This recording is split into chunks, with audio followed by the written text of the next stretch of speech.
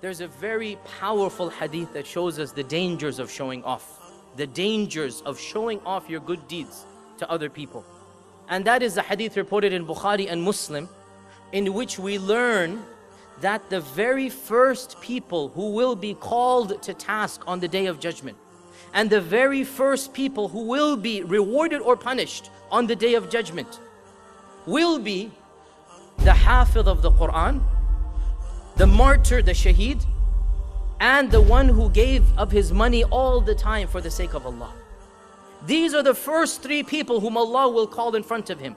The memorizer, the Hafidh of the Quran, and the martyr who died in a legitimate expedition, and the charitable person. And as everybody is looking at them, they will think Allah is honoring them, Allah is rewarding them, Allah will give them the first share of the pie of Jannah.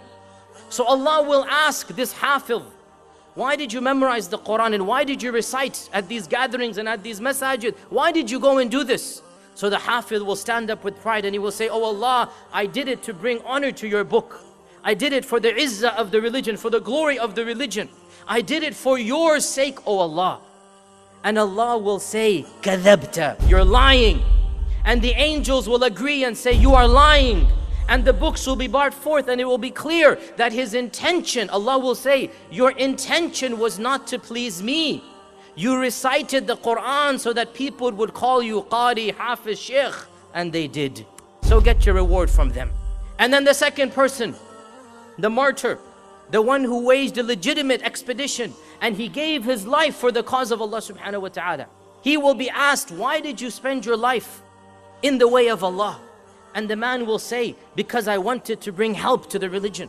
I wanted to bring i'la al-kalima, as we call, or bringing help to Islam, glory to Islam. I wanted to defend the religion, defend the weakless and the homeless and the poor. I did it for your sake, O Allah.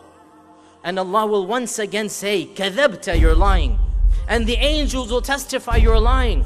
And Allah will say, you only did it so that people could call you, mashallah, mujahid, mashallah, brave man, mashallah, you've done so much. And the people did. You got your reward from them, none from me. And the same with the third person, that he will say, I gave of my money to be a generous person for your religion. And Allah will say, kadhabta, you're lying. And the angels will agree and say, you are lying.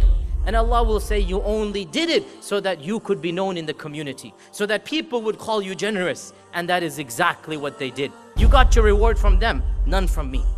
And then Allah will punish these three in front of all of the creation, and they will be the very first people to enter the fire of hell, wal-iyadu billah. And Abu Hurairah was listening to this hadith, and the Prophet ﷺ tapped his knee and he said, Ya Abu Hurairah, these are the first three people who will taste the fire of hell. The Hafidh and Qari, and the one who is a shaheed, the martyr, and the third one is the one who is generous. Why? Because their intentions were not correct. They had this mixing of intentions. They wanted to show off their deeds. And imagine, brothers and sisters, imagine the fate of the person. He's doing good his whole life and he thinks he's gonna meet Allah with all of this good, and then he is told, you didn't do it for my sake.